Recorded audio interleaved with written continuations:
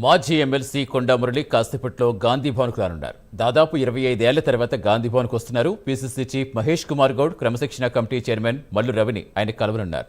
వరంగల్ ఎమ్మెల్యేలపై కొండా మురళి ఫిర్యాదు చేయనున్నట్టుగా సమాచారం. గాంధీ భవన్కు కొండా మురళి రాకతో వరంగల్ కాంగ్రెస్ వర్గాల్లో అలజడి మొదలైంది.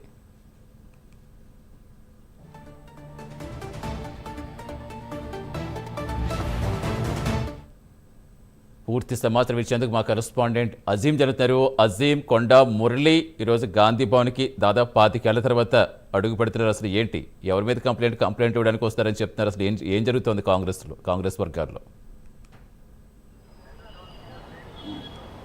మరి కాసేపట్లో మాజీ ఎమ్మెల్సీ కొండా మురళి గాంధీ భవన్కి రానున్నారు. ఇటీవలే వరంగల్లో చోటు చేసుకుంటే పరిణామాలు ఏమైతే ఉన్నాయో, రాహుల్ గాంధీ పుట్టినరోజు సందర్భంగా ఏదైతే కొండా మురళి చేసినటువంటి వ్యాఖ్యలు ఏవైతే ఉన్నాయో, అటు ఏదైతే కడియం శ్రీహరి కావచ్చు, అలాగే రవి ప్రకాష్ రెడ్డిపై చేసినటువంటి వ్యాఖ్యలపై ఇప్పటికే కాంగ్రెస్ వరంగల్ జిల్లాకు సంబంధించిన నేతలందరూ కూడా ఫైర్ అయ్యారు. ఫైర్ అవుతూనే వీరందరూ సమావేశం కూడా ఏర్పాటు చేసుకోవడం కూడా జరిగింది. అలాగే ఏఐసీసీ రాష్ట్ర వ్యవహారాల ఇన్ఛార్జ్ మీనాక్షి నటరాజన్కి కూడా ఏదైతే ఫిర్యాదు కూడా చేశారు. అలాగే పీసీసీ అధ్యక్షుడు మహేష్ కుమార్ గౌడ్కి కూడా ఫిర్యాదు చేసినటువంటి పరిస్థితి మనం చూసాం. సో ఈ సందర్భంలో కొండా మురళికి సంబంధించినటువంటి వర్షాన్ని కూడా వినాలని చెప్పి కూడా ఏదైతే క్రమశిక్షణ కమిటీ భావించింది. సో ఈ నేపథ్యంలోనే ఏదైతే క్రమశిక్షణ committee chairman MP Mallu Ravi ఏదైతే ఈరోజు గాంధీ భవన్కి కొండా మురళిని రావాలని చెప్పి కోరినట్టు తెలిసింది. సో ఈ నేపథ్యంలో కొండా మురళి కూడా పెద్ద ఎత్తున భారీ జన బలంతో ఏదైతే గాంధీ భవన్కు కొన్నేళ్ల తర్వాత రానున్నట్టు తెలిసింది. సో ఈ నేపథ్యంలో గాంధీ భవన్ కూడా ఏదైతే పెద్ద ఎత్తున భారీ పోలీస్ బందోబస్తు కూడా ఏర్పాటు చేశారు. సో ఓవరాల్గా చూసుకున్నట్టయితే ఈరోజు ఎలాంటి పరిణామాలు చోటు చేసుకుంటే చూడాల్సి ఉంటుంది. ఎందుకంటే వరంగల్ జిల్లాలో రాజకీయాలు వేడెక్కాయి. అందులో కూడా అధికార పార్టీ ఉన్నటువంటి రాజకీయాలు వేడెక్కాయి. అటు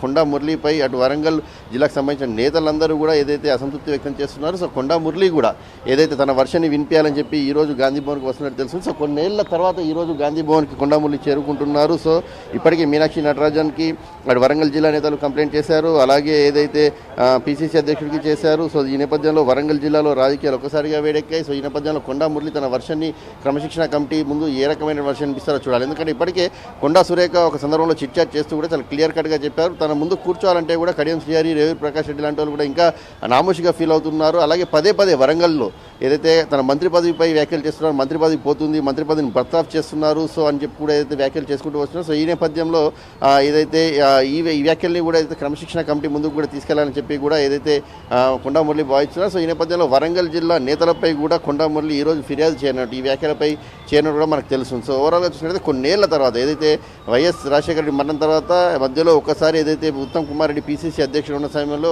ఒకసారి గాంధీ భవన్కి, అది కూడా కాంగ్రెస్ పార్టీలో బీఆర్ఎస్ నుంచి కాంగ్రెస్ పార్టీలో చేరిక సమయంలో ఏదైతే కొండా మురళి గాంధీ భవన్కి వచ్చినట్టు ఏదైతే గాంధీ భవన్ వర్గాలు చెప్తున్నాయి, లేదంటే సుమారు 15-16 ఏళ్ల తర్వాత గాంధీ భవన్కి కొండా మురళి వస్తున్న నేపథ్యంలో తన బలం ఎక్కడా తగ్గలేదు అని చెప్పి నిరూపించుకోవడానికి పెద్ద సంఖ్యలో ఏదైతే గాంధీ భవన్కి సుమారు 100 కార్లకు సంబంధించినటువంటి జనబలంతో ఏదైతే గాంధీ భవన్కి కొద్దిసేపట్లో చేరుకున్నట్టు మనకు తెలుస్తుంది. సో ఈ నేపథ్యంలోనే పోలీస్ బందోబస్తు కూడా ఎక్కువగా ఏర్పాటు చేశారు. ఎందుకంటే కొండా మురళి వచ్చిన తర్వాత క్రమశిక్షణ కమిటీ చైర్మన్ ముందు తన వాదన వినిపించిన తర్వాత ఎలాంటి వ్యాఖ్యలు చేస్తారు, సో వ్యాఖ్యల తర్వాత ఎలాంటి పరిణామాలు చోటు చేసుకుంటారు. ఎందుకంటే క్రమశిక్షణ కమిటీ చైర్మన్ని కలవడంతో పాటు క్రమశిక్షణ కమిటీ చైర్మన్తో పాటు పీసీసీ అధ్యక్షునిగా కలిసేటువంటి అవకాశం ఉన్నట్టు కూడా తెలుసు. సో ఈ నేపథ్యంలో కొండా మురళి ఇచ్చేటువంటి స్టేట్మెంట్ క్రమశిక్షణ కమిటీ ముందు ఏ రకమైనటువంటి వర్షాన్ని వినిపిస్తారు, వర్షాన్ని వినిపించిన తర్వాత క్రమశిక్షణ కమిటీ కావచ్చు, పీసీసీ అధ్యక్షుడు మహేష్ కుమార్ గౌడ్ కావచ్చు, వరంగల్లో జరుగుతున్న పరిణామాలపై ఎలాంటి నిర్ణయం తీసుకుంటారు. ముఖ్యంగా స్థానిక సంస్థల ఎన్నికలు రానున్న నేపథ్యంలో ఇలాంటి పరిణామాలు పార్టీలో అధికార పార్టీలో చోటు చేసుకుంటే అక్కడ కొంత పార్టీ డ్యామేజ్ అయ్యేటువంటి అవకాశం ఉంటుంది. స్థానిక సంస్థల్లో కూడా